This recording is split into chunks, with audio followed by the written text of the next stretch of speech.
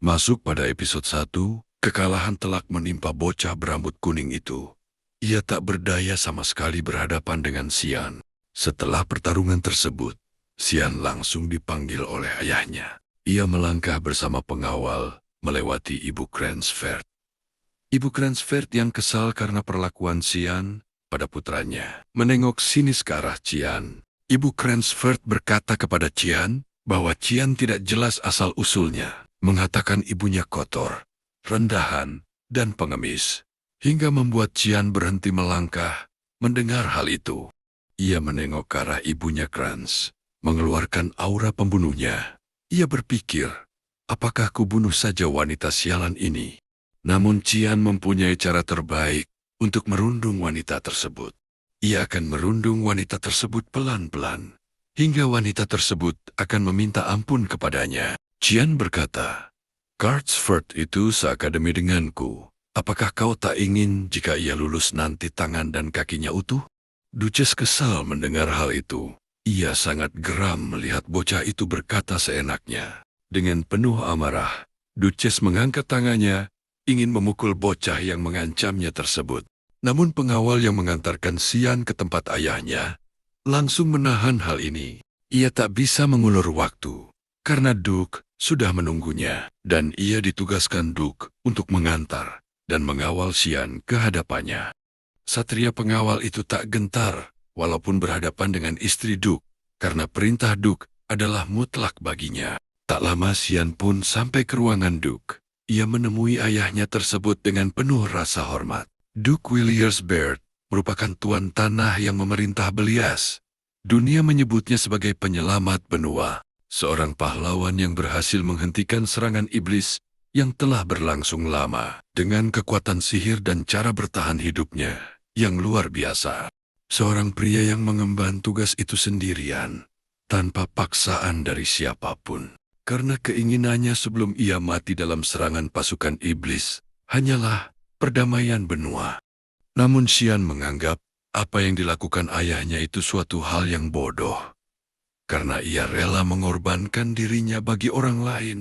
Mereka berdua pun duduk berhadapan. Duke langsung menanyakan hal yang terjadi pada pertarungan antara Xian dan Cartsford. Ia menanyakan kepada Xian kapan Xian menguasai ilmu pedang itu. Ia tak menyangka sekaligus bangga bisa melihat Xian berubah menjadi sehebat itu. Namun ia menyayangkan hal yang dilakukan setelah pertarungan tersebut. Ia menanyakan maksud dari apa yang dilakukan oleh Xian setelah pertarungan itu. Dengan tegas Xian menjawab, ia hanya membuktikan bahwa ia jauh lebih kuat dari saudaranya itu. Xian khawatir jawaban yang ia berikan salah. Ia takut ayahnya akan marah kepadanya. Namun di luar dugaannya, Duke malah senang mendengar jawaban dari putranya itu. Ia bangga akan bakat yang Xian miliki saat ini.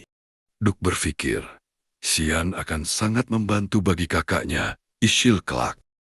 Mendengar hal itu, Xian terasa tersambar petir. Ia langsung teringat kembali pada kejadian yang menimpanya sebelum ia kembali ke usianya saat ini. Ia sangat ingat jelas bahwa kakaknya Isil mengkhianati dan membunuhnya pada waktu itu. Mengingat hal tersebut, Xian geram sampai mengeratkan genggaman tangannya. Duke melanjutkan perkataannya, ia menghargai kemenangan yang didapatkan oleh Xian. Duke akan memberikan sebuah hadiah. Ia menanyakan apa yang diinginkan oleh Xian saat ini. Xian pun mengungkapkan keinginannya saat ini kepada ayahnya tersebut. Xin berpindah pada pelayan Xian, yang nampak sangat kaget mendengar keinginan Xian. Xian menginginkan dirinya untuk pergi ke perbatasan. Pelayan itu tahu bahwa perbatasan adalah tempat yang sangat berbahaya. Di sana banyak binatang, iblis, dan sesuatu yang sangat menyeramkan. Beliast Estate di wilayah barat Kekaisaran Usif. Tempat ini adalah satu-satunya di seluruh benua yang disebut sebagai perbatasan, dan lembah Lemea adalah medan pertempuran.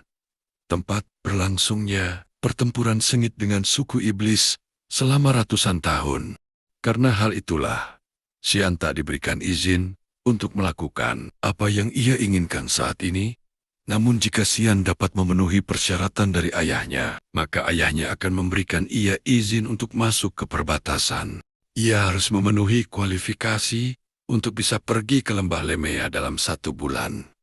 Namun, Xian belum tahu kualifikasi macam apa yang menjadi syarat tersebut.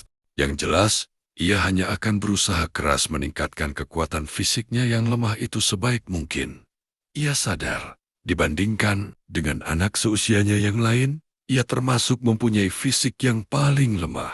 Namun di balik itu kekuatan sihir yang ia punya di waktu dulu masih melekat pada dirinya. Ia masih mempunyai kekuatan sihir walaupun dalam jumlah kecil. Saat masih memikirkan hal itu, tiba-tiba pintu kamar Xian didobrak seseorang sambil meneriakkan namanya.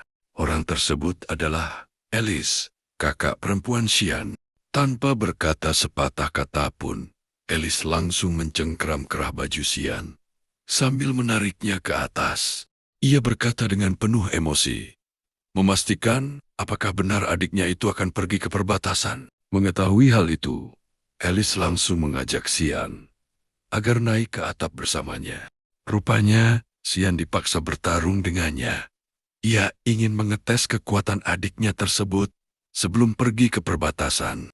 Ia juga ingin menanyakan satu hal kepada Xian.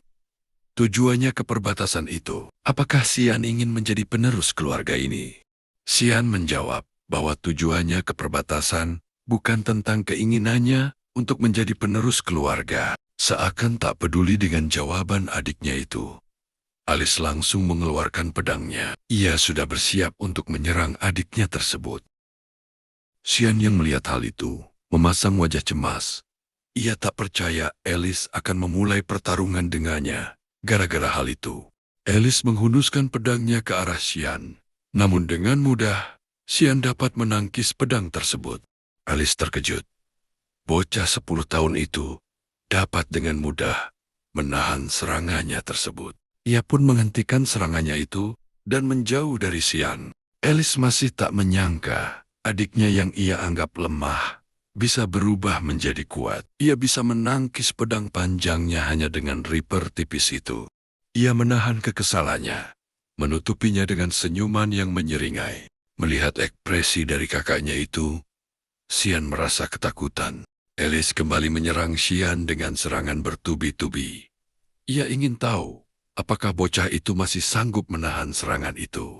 Ia mengangkat senjatanya, mengarahkannya ke adiknya itu. Namun lagi-lagi, Xian dapat menahan serangan tersebut, dan ia hampir saja mengarahkan ripernya itu ke leher Alice.